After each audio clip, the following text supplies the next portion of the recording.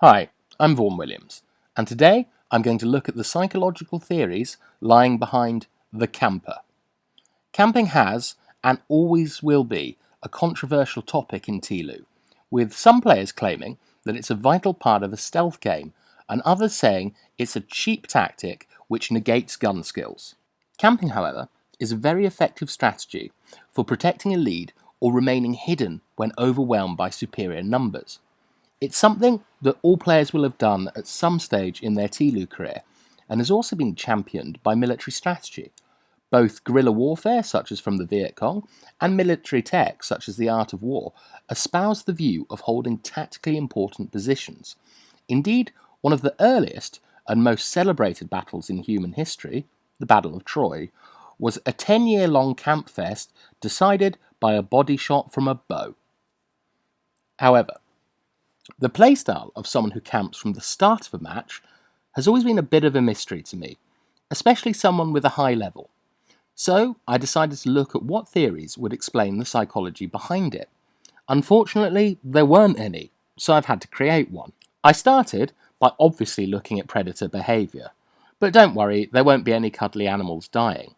This is a pod of orcas, bro-rushing a seal to dislodge it from its camping spot. Here they generate a wave to dislodge the seal, but perhaps the most startling thing about this clip is the killer whales don't eat the seal here, but are actually training their calves how to hunt, so no one's stealing executions. This leads us to two types of predator behaviour which I feel have the most crossover with TLOU: ambush and pursuit. Pursuit predator, such as a tiger or leopard, manoeuvres itself into a position where it can use its speed and ferocity to overwhelm its prey. They are most effective in close quarters and rely on pace and agility, as this skydiving leopard shows. However, things don't always work out for the pursuit predator.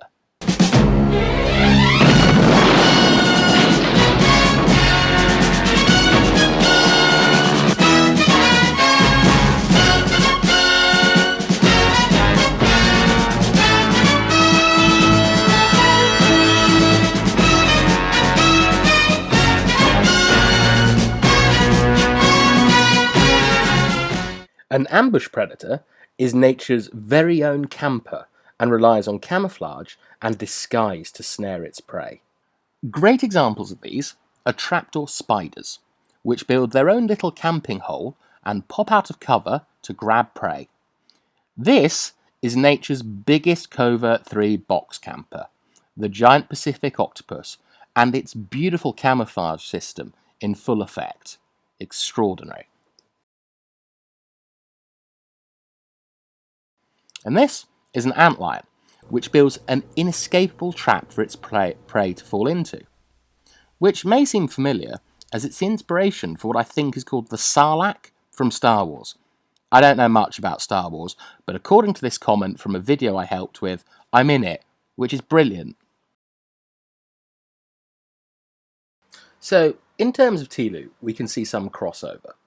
A Covert 3 silenced tactical box camper is an ambush predator, patiently waiting to use their highly skilled gun when the opposition are faffing about at the boxes or other high-traffic areas.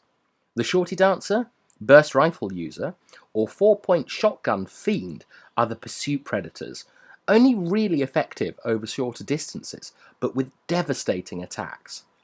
Now, these strategies can be combined or used separately by the same player over the course of a match.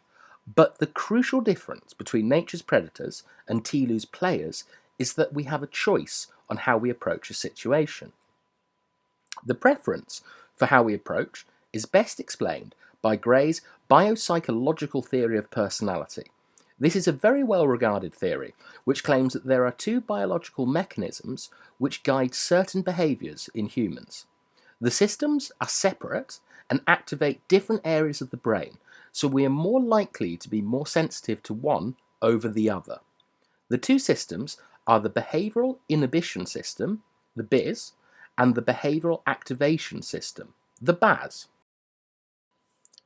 The BIS is a system which is sensitive to punishment and is proposed as the causal basis of anxiety. Someone sensitive to their BIS avoids situations concerning punishment and frustration. The Baz is essentially the opposite, where it's sensitive to reward. This differs it from the Biz as we learn better by reward and seek novelty and exciting situations. So, we can see from this that some people are biologically inclined to camp. Those high in Biz are likely to use an avoidance approach, where they will minimise risk and avoid situations where the chances of them failing are, say, less than 70%. Those more sensitive to Baz are more likely to be impulsive and see opponents as an opportunity to show skill as opposed to a threat. So players more sensitive to punishment are more likely to camp as a default strategy. Now, the debate surrounding campers and run and gunners is likely based on these systems, as those high in Baz seek novelty and frantic action, whereas those higher in Biz seek to minimise these potentially punishing situations. These two mindsets are in direct contrast with each other, as they minimise the aspects of the game one playstyle is rewarding, but amplify the punishments felt so keenly by the others. This can lead to rage quits, as it's just not fun to play against the polar opposite of a playstyle we favour. We can also incorporate Damasio's somatic marker theory into this. The somatic marker theory tries to explain decision-making and emotional responses as actions of physiological responses. The theory is that a repeated stimulus, such as being rushed or shivved, becomes associated with the physiological responses they generate, such as an increased heart rate, and these somatic markers influence or bias the decision-making process. So, if you're constantly being shot in the back with a silenced weapon, or dealing with a rushing burst rifle or shorty user, the physiological effects of this frustrating situation become associated with the act. This begins to bias the decision-making process, as the emotional distress being caused leads us to look for a route out. Hence, the rage quit. So, rage quitting and camping are probably rooted in our biology. So, thank you for watching, and more importantly, thank you for playing.